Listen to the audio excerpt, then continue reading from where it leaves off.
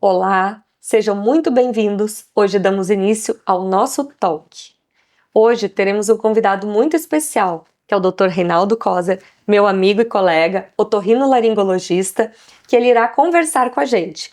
Um profissional maravilhoso que nos acompanha tanto na clínica quanto na cirurgia. Seja bem-vindo, Reinaldo. Obrigado. Eu vou começar com uma pergunta. Eu gostaria de saber um recomeço naturalmente belo para você. Você tem como trazer uma história pra gente? Claro. Bom, recomeço, a vida é cheia de recomeços, né? Sim. Mas acho que sempre tem alguns que impactam mais na nossa vida, né? Eu pensando no que tu me pergunta, né? Eu lembro de alguns recomeços da minha vida, mas eu acho que o mais especial, assim, que eu acho que vale uma citação, foi de quando me tornei pai. Esse foi um recomeço muito impactante. Eu acho que quando a gente se torna pai, ou mãe, no teu caso também, a gente atinge uma maturidade como ser humano que nos ajuda a nos tornarmos pessoas melhores. Eu entendo assim. E a gente acaba, inclusive, sendo médicos melhores, entendeu? Sem dúvida. Eu hoje, como pai, né, pai da Maria Luísa, com 7 anos agora, João Guilherme, com 2, me sinto mais humano, né? E isso facilita a minha atuação como médico, né? Então, acho que ali, quando eu me tornei pai, foi uma virada na minha vida, com certeza. Não, e a gente vê isso com todo o carinho que você tem pelos seus filhos e pela sua família e também pela otorrinolaringologia. Sem dúvida, a maternidade, a paternidade são grandes recomeços e muda tudo na vida da gente. Mas também no trabalho, a gente tem recomeços a todo momento. Estamos sempre nos atualizando, trazendo novidades, tanto nas técnicas cirúrgicas quanto em tecnologias que hoje em dia cada vez existem mais. E estamos recomeçando, né, também numa clínica nova, num novo ambiente. Há 1 ano estamos com essa clínica. Então também foi um recomeço naturalmente belo. Com certeza. Como pode começar de várias formas, uma nova clínica também é um recomeço. Eu e o Reinaldo, nós temos especialidades que se complementam. Como você sabe, rinoplastia é uma das minhas paixões. E a rinoplastia estética e a funcional, elas se conectam. Então essa é a minha questão para o Reinaldo. Reinaldo, quando que você percebe essa conexão no seu consultório do paciente que quer uma cirurgia estética de nariz e que precisa de uma cirurgia funcional? Na verdade, existem 2 tipos de paciente nesse tópico, né? Tem paciente que vem especificamente já querendo fazer a cirurgia estética. Isso acontece, apesar de eu sabidamente não fazer a parte estética, né? Mas tem alguns pacientes que já têm essa ideia. Outros pacientes acabam aproveitando o fato de terem queixas funcionais sabidas e que vão consultar com a gente. E aí, nesse momento da avaliação, onde a gente identifica as disfunções anatômicas que causam as disfunções funcionais do paciente, percebendo que ele teria o desejo, né, realmente de aproveitar o momento para fazer alguma alteração estética, né? Bom, daí nesse momento eu realmente acabo encaminhando, né, para ti como referência, porque assim a cirurgia estética e a funcional do nariz, o melhor momento é feito junto, tá? Então existem situações onde isso pode ser feito separado, mas não são ideais, né? Então, quando o paciente tem esse interesse estético e uma necessidade funcional, a gente acaba, então, dando um jeito, digamos assim, de conjugar e aproveitar esse momento para poder entregar o melhor para o paciente. E, sem dúvida, esse é o momento, essa é a situação ideal, porque através... Bom, como vocês sabem, a minha especialização é a rinoplastia estruturada. Então, através dessa rinoplastia estruturada, eu faço uso de enxertos de cartilagem que o otorrino acaba retirando durante a sua cirurgia funcional. Enxerto de septo, por exemplo. Então, este é o momento. Cirurgia estética associada à cirurgia funcional. Vamos continuar falando a respeito disso. Tá. Por que esse é o momento? Quais são as principais alterações que você vê na cirurgia quando o paciente vem te procurar para uma estética e tem queixas respiratórias? Quais são as principais alterações funcionais que você encontra? Bom, a grande maior parte dos casos, eles têm alterações estruturais no septo e nos cornetos, que são as estruturas que regulam o fluxo do nariz, né? As famosas carnes esponjosas e tal, enfim. A grande maior parte dos pacientes obstruídos, que tem nariz entupido ou que tem queixa obstrutiva, eles vão ter alguma disfunção anatômica nessas duas estruturas. Eventualmente, acabam coexistindo alterações funcionais sinusais, sinusites crônicas, pólipos, ou, enfim, outras alterações associadas. Mas geralmente tem alteração no septo e alteração nos cornetos.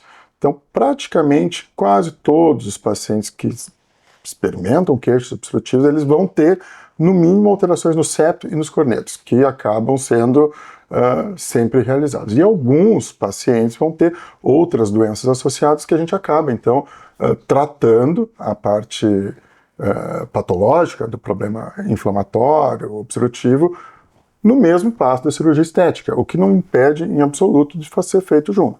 Tanto que a gente já fez várias vezes, né? Sim.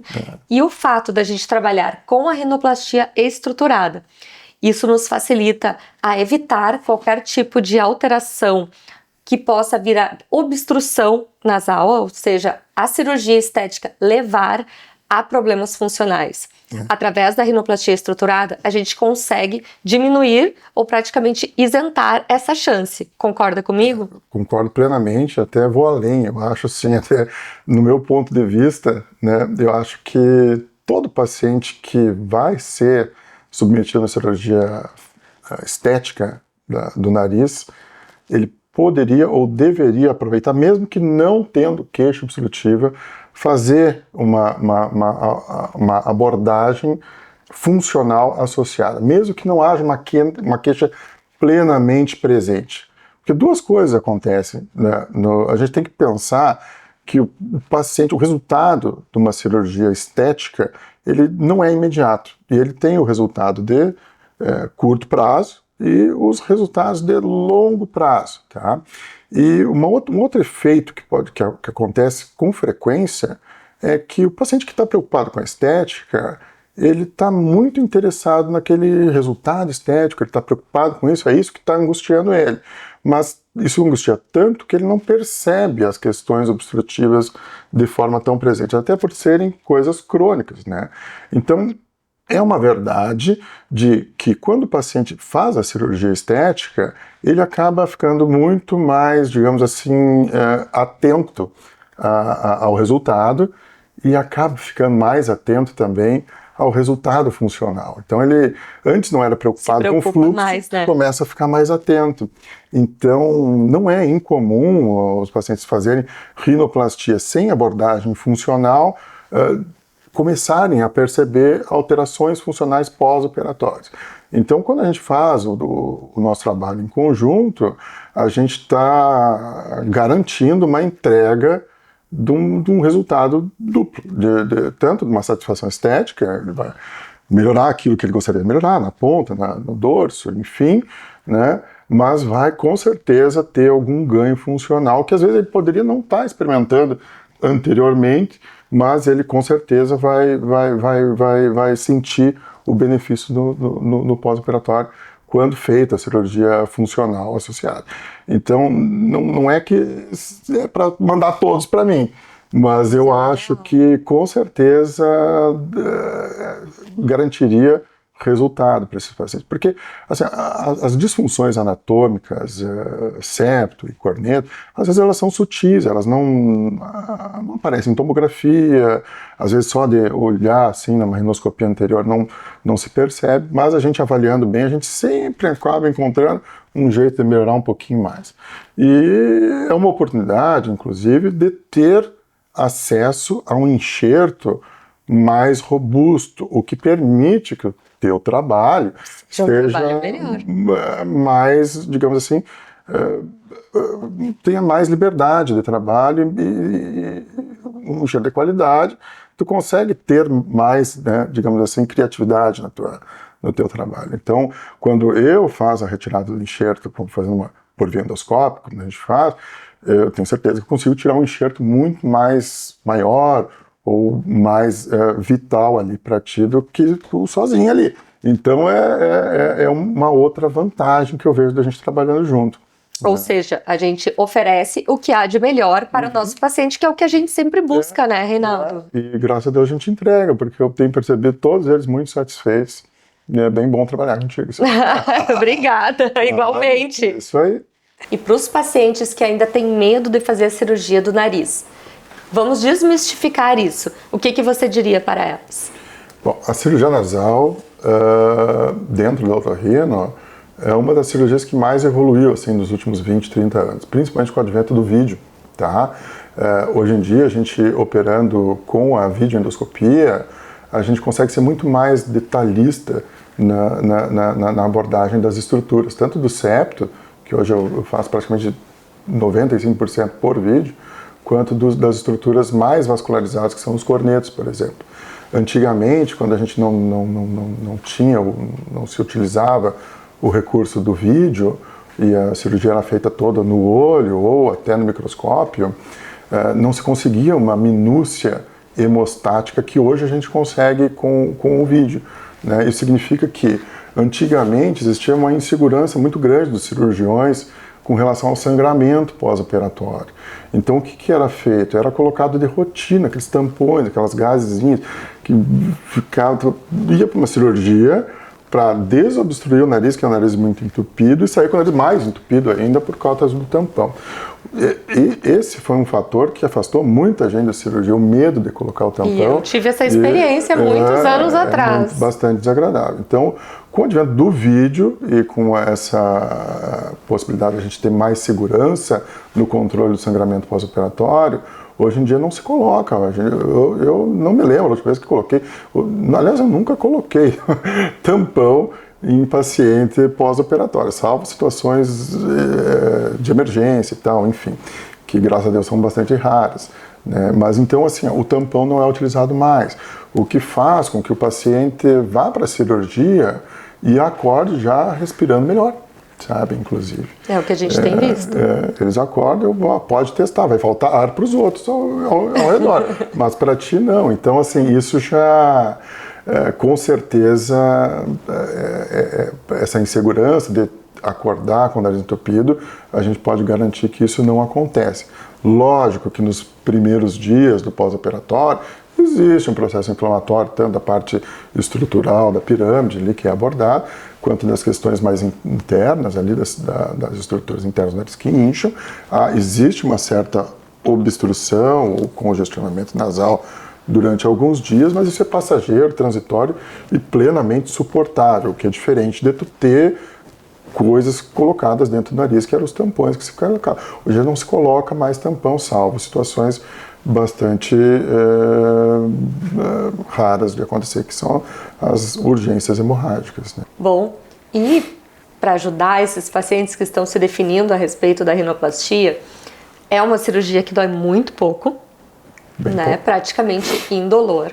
Cada vez menos hematomas, cada vez menos edema, com resultados cada vez melhores e mais naturais. O paciente que faz uma rinoplastia da nossa parte, em 20 dias eu consigo que ele volte às atividades. É mais ou menos esse o período para a cicatrização da mucosa nasal interna. Então, o afastamento de atividades físicas, exatamente. Físicas, tá? Como corrida, peso, musculação, coisas que aumentem a frequência cardíaca, onde o paciente precisa exercer força, é 21 dias. Atividades do cotidiano, com uma semana já pode voltar a trabalhar em escritório, assistir aula, é bem tranquilo mesmo, não existe um empecilho muito prolongado. É o mesmo, eu digo a parte estética. O paciente vai ficar com aquaplast, que é o gessinho, que é um plásticozinho no dorso do nariz, e pontinhos por 7 dias. E depois desses dias a gente retira. O paciente ainda vai estar com um pouco de edema no nariz, mas as atividades laborais, escola, faculdade, já pode serem retomadas. Gente, eu não posso deixar de destacar que beleza e funcionalidade, elas devem andar juntos. Então, sempre se atentem com isso.